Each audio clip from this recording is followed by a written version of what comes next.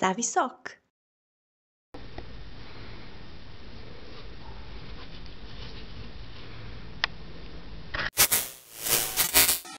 Здравейте! Аз съм шеф Сави и тази кухня е СОК. В днешното видео ще ви покажа как да си направите сурови бомбони. Много е важно да гледаме да се храним здравословно и да се опитваме да го правим възможно най-често.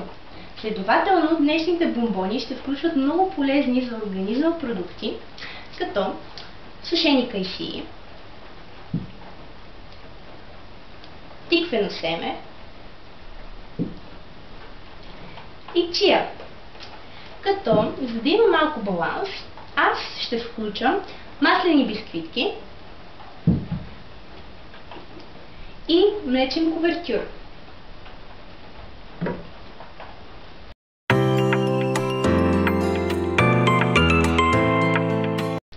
Нека започнем, като смесим всички продукти в един по-голям съд, като аз ще използвам купата от бисквитките, която целенасочено е по-голяма, за да си намаля общия оборот на миене на съдове. Като разбира се, няма да включим в сместа кувертюра, тъй като него ще го разтопим по-късно и с него ще покрием бомбончетата. Ама вие не очаквате да започна да бъркам сместа с тази лъжица. Първо ни трябва малка лъжичка. След това трябва да изсипем всички съставки.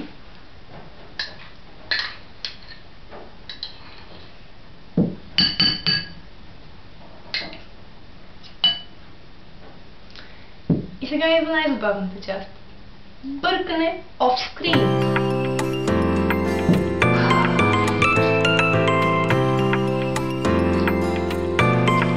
Първоначално водата ми се струваше достатъчно, но след като започнах да бъркам, осъзнах, че тестото всъщност ще стане много сухо и добавих още малко. Затова ето вижте.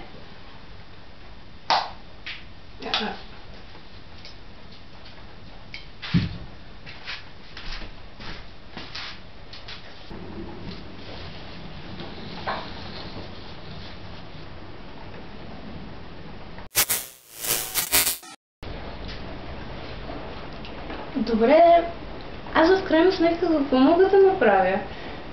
Тестото беше тук преди 2 минути. Лампата изведнъж изгасна. Отидох да проверя и изведнъж просто го няма.